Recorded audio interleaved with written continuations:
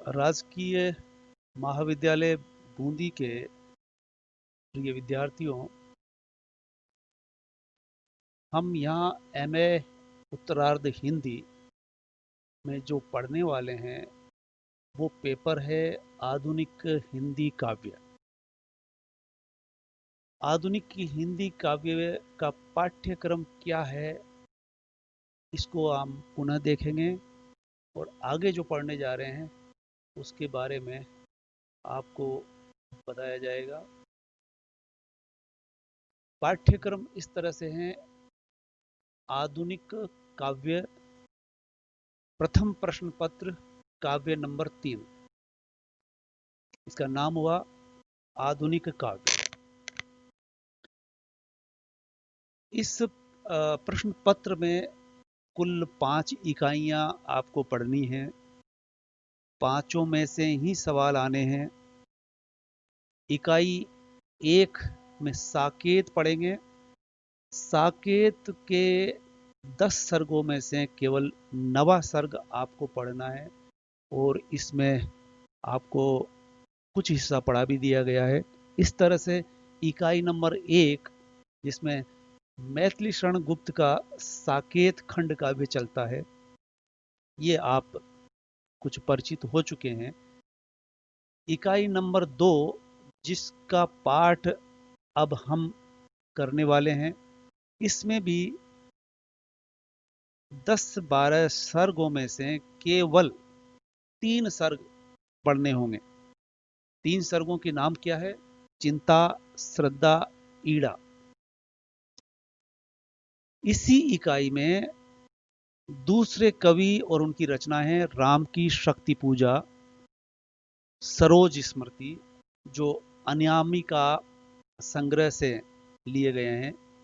सूर्यकांत त्रिपाठी निराला द्वारा रचित राम की शक्ति पूजा। और दूसरा है सरोज स्मृति। सरोज स्मृति के बारे में आप इतना समझ सकते हैं कि सरोज स्मृति से आशय वो अपनी पुत्री के मृत्यु के बाद पुत्री के विछोह में, दुख में उसे स्मरण करते हैं और स्मरण करते हुए जो काव्य रचना लिखी जाती है वो सरोज स्मृति के रूप में मृत्यु के बाद, मृत्यु पर लिखा गया काव्य। इस तरह का हिंदी साहित्य में ये एकमात्र अकेला काव्य है जिसे आप यहाँ पढ़ने वाले हैं। राम की शक्ति पूजा ठीक वैसे ही जैसे राम के नाम से महाकाव्य रामायण और रामचरितमानस से आप परिचित हैं, यहां पर उसका छोटा सा रूप लिया गया है। राम की शक्ति पूजा उस समय जब राम और रावण के बीच युद्ध होता है और प्रतिदिन राम को ऐसा लगता है कि युद्ध चल रहा है, लेकिन एक दिन यकायक ऐसा एहसास होता है राम को कि शक्ति सत्य के साथ होनी चाहिए, लेकिन रावण की तरफ से वह दिखाई देती है लड़ती हुई उसके पक्ष में। तो राम निराश हो जाते हैं और उसकी एवज में शक्ति पूजा करते हैं। इस तरह से इसका नाम हुआ राम की शक्ति पूजा। इसी संदर्भ में लिखी गई है। इकाई 3 गजानन माधव मुक्तिबोध का ऐसी कविता है जो बहुत चर्चित रही, अंधेरे में। अंधेरे में कविता जो चांद का मुंह टेढ़ा संग्रह से ली गई है और ये करीब करीब हम पढ़ चुके हैं।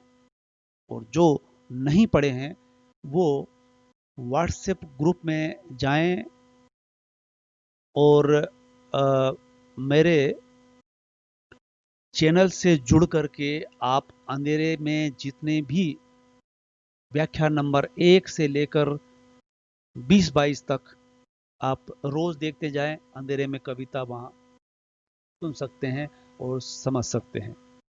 इकाई नंबर 4 में पूरी कविता सचिदानंद हीरानंद वात्स्याय आज्ञे की है। असाध्य वीणा भी हम पढ़ चुके हैं और ये आपके पाठ्यक्रम में शामिल ऐसी कविता है जो व्हाट्सएप ग्रुप पर इसके लगातार वीडियो आप देख सकते हैं। इकाई नंबर 5, जिसमें कुंवर नारायण के द्वारा रचित एक लंबी कविता या कहें कि खंड काव्य आत्मजयी समग्र रूप से 5वीं इकाई में है, जिसका पाठ हम आगे चल करके करेंगे। फिलहाल इकाई नंबर 2 में जो शामिल है, इकाई नंबर 2 इकाई नंबर 2 में कामायनी ऐसा खंड काव्य नहीं कहेंगे, बल्कि इसे महाकाव्य का दर्जा दिया गया है। जयशंकर प्रसाद द्वारा रचित जो छायावाद के आधार स्तंभ 4 कवियों में आपका नाम आता है। इकाई नंबर 2 की कामायनी का पाठ हम यहाँ करेंगे और आप कामायनी के बतौर अगले व्याख्यानों में देख सकते हैं। जैसा कि मैंने बताया कि आप आगे चलकर आत्मजयी पढ़ सकेंगे, लेकिन अब हम इकाई नंबर 2 पर केंद्रित होने वाले हैं और आप लगातार जुड़े रहें। जो छात्र या छात्राएं किसी भी कारण से असाध्य वीणा और अंधेरे में को नहीं सुन सके, उस वक्त तो कुछ खास फर्क नहीं पड़ता। आप अब भी उसे व्हाट्सएप ग्रुप से जुड़ करके पीजी हिंदी नाम से जो बना हुआ है, वो आप प्रतिदिन उन वीडियो को देख करके इन दोनों कविताओं को, असाध्य वीणा और अंधेरे में का पाठ कर सकते हैं, सुन सकते हैं। इकाई नंबर 1 जो कुछ हद तक अंजू शर्मा द्वारा कुछ वीडियो आपके व्हाट्सएप ग्रुप पे दिखाई पड़ेंगे, वहां आप उसे देख सकते हैं। इकाई नंबर 3, 4 पढ़ चुके हैं। बची इकाई नंबर 2, और इस वर्ष कोरोना के चलते आपके लिए ये सहूलियत हो सकती है कि जिस तरह से आप प्रीवियस से प्रोन्नत होकर एमए फाइनल में आए हैं, लेकिन इस बार ऐसा होगा कि आपको वो परीक्षाएं देनी पड़ेगी। और इस बार भी आपने परीक्षा देनी पड़ी थी, ऐसा डिसीजन लिया गया था। लेकिन इस बार फिर आपको कुछ छूट मिल सकती है कि इकाई नंबर 1, 2, 3 से सवाल आए संभवतया। तो इकाई नंबर 1, 2, 3, 4, 3-4 को हम पढ़ चुके हैं। इकाई नंबर 2 जो शेष बची है, उस इकाई नंबर 2 को अब हम लगातार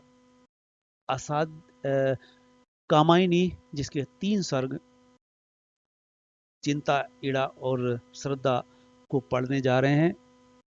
अगले व्याख्यान आपको बराबर सुनाई देंगे, लेकिन जो शेष बचे हैं उनको आप पुनः व्हाट्सएप ग्रुप से पीछे जा करके देख सकते हैं, या पर किसी भी तरह से आप, मैं जो लिंक दूंगा उस लिंक से जुड़ करके आप पीछे के किसी भी व्याख्यान तक पहुंच सकते हैं, या किसी भी वीडियो को क्लिक करने के बाद अगर मेरे चैनल तक आप पहुंच जाते हैं, तब आपको वहां स्पष्ट तौर पर पीछे के जितने भी व्याख्यान हैं आप सुन सकेंगे।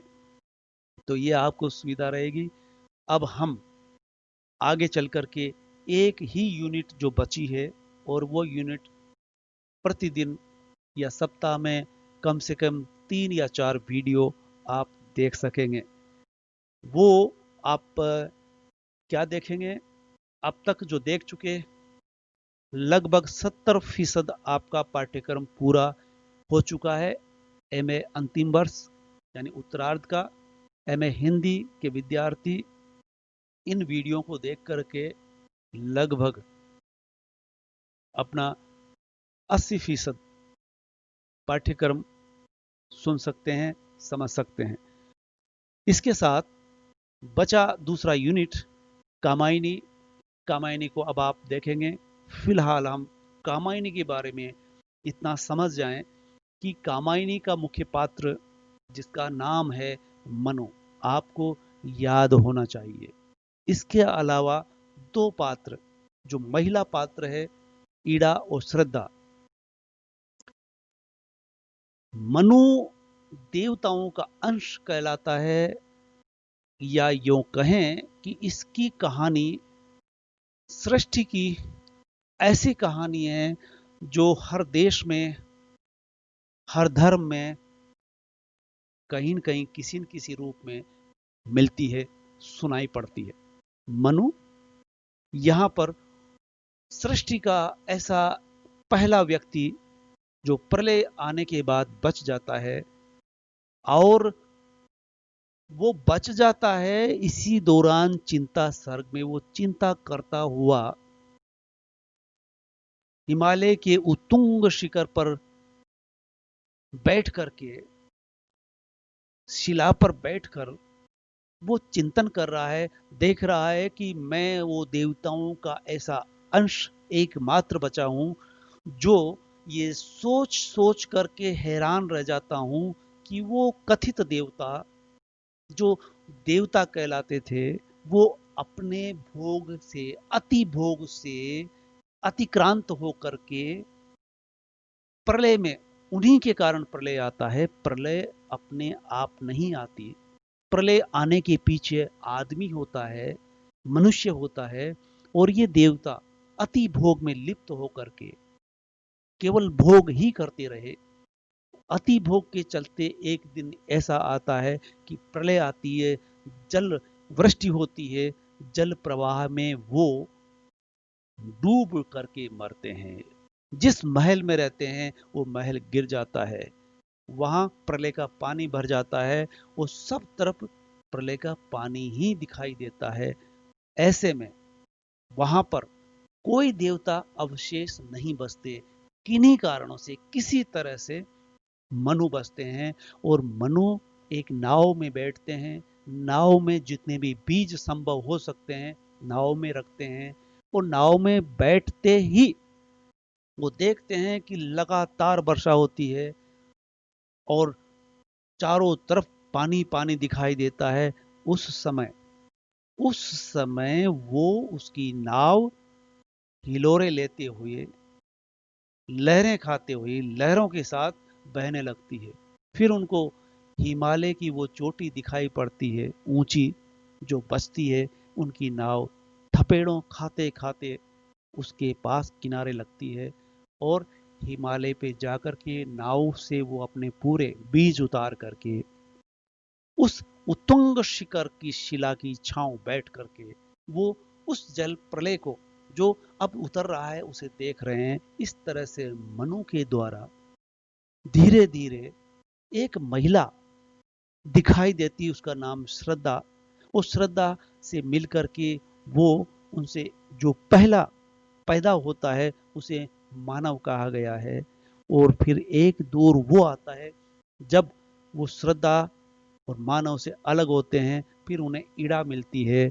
इस तरह से कहानी यूं चलती है कि ईड़ा के साथ रह करके, यानी ईड़ा के साथ रहने का आशय बुद्धि के संसर्ग में आना, और बुद्धि जो भौतिकवादिता की तरफ झुकती है, और एक दिन अति भौतिकता फिर पुनः कलह का कारण, द्वेष का कारण बनती है।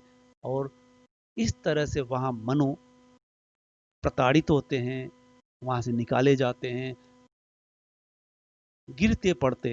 फिर वो अंततः श्रद्धा से मिलते हैं, श्रद्धा से माफी मांगते हुए दिखाई देते हैं, और इस तरह से ये कथा का अंत होता है। हम आगे इस पर विचार करते रहेंगे। अभी हम बता रहे थे आपको पाठ्यक्रम के बारे में, और इसी के तहत हमने मनु के बारे में, कामायनी के बारे में, उस कहानी के बारे में बताया, जिससे आपको ये जिज्ञासा उत्पन्न हो सके कि अगले व्याख्यान में आप कामायनी के बारे में, मनु के बारे में, इड़ा और श्रद्धा के बारे में जान सकेंगे गहराई से। चरित्रण जिस तरह से प्रसाद जी ने किया है, छायावादी कवि रहे, भाषा पर उनकी पकड़ रही है। आप देखते रहिए, सुनते रहिए। धन्यवाद।